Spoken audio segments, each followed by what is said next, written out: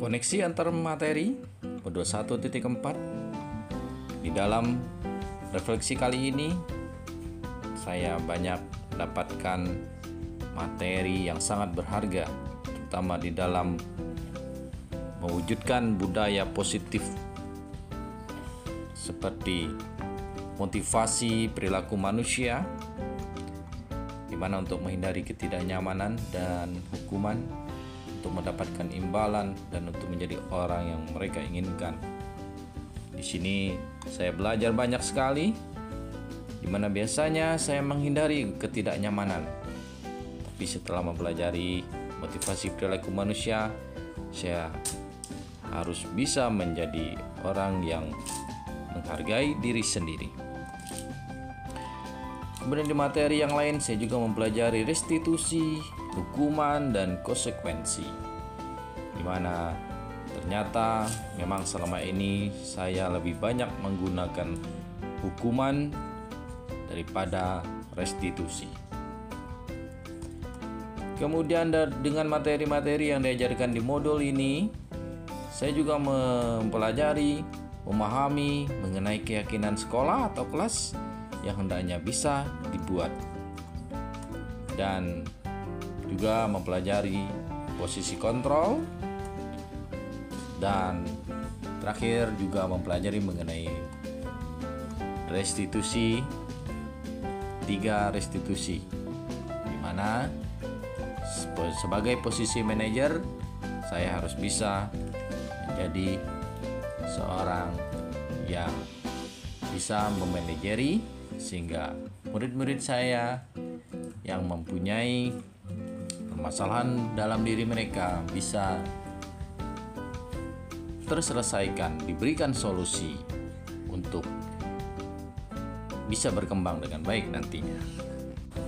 Kalau melihat dari modul 1, semuanya bermula dari filosofi Ki Hajar Dewantara, di mana saya harus bisa menuntun murid saya menjadi orang yang bahagia, nyaman, aman, menjadi seorang murid yang merdeka belajar. Kemudian saya juga mempelajari dan berusaha untuk menjadi seorang guru penggerak yang mempunyai peran yang berpihak kepada murid, mandiri, inovasi, dan lain-lainnya, sehingga saya juga akhirnya bisa mempunyai sebuah visi untuk menerapkan sekolah yang aman dan nyaman kepada murid. Kemudian saya juga di modul 1 ini bisa mempelajari menerapkan budaya positif yang sangat luar biasa. Saya harus bisa melaksanakannya di sekolah kepada murid. Sebagai seorang wakil kepala sekolah bagian kesiswaan, saya memang banyak berinteraksi dengan murid-murid di sekolah. Selain mereka murid yang baik, ada juga murid yang membutuhkan perhatian dengan karakter mereka yang berbeda-beda. Ada yang ingin bebas, senang, ada yang ingin berkuasa, sehingga itu menimbulkan emosi-emosi yang sangat beragam pada diri saya. Apalagi ditambah dengan banyaknya siswa atau murid-murid di ruang BK yang melibatkan diri saya untuk berinteraksi lebih aktif kepada mereka.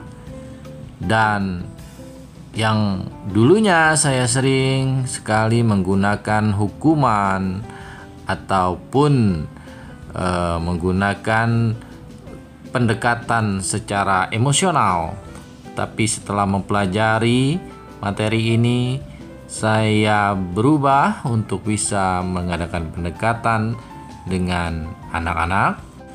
Setelah mempelajari modul ini, saya juga merasa lebih pede, lebih bisa mengeksplor diri saya untuk bisa menerapkan sebagai posisi seorang manajer, di mana saya harus bisa mengendalikan atau berpihak kepada murid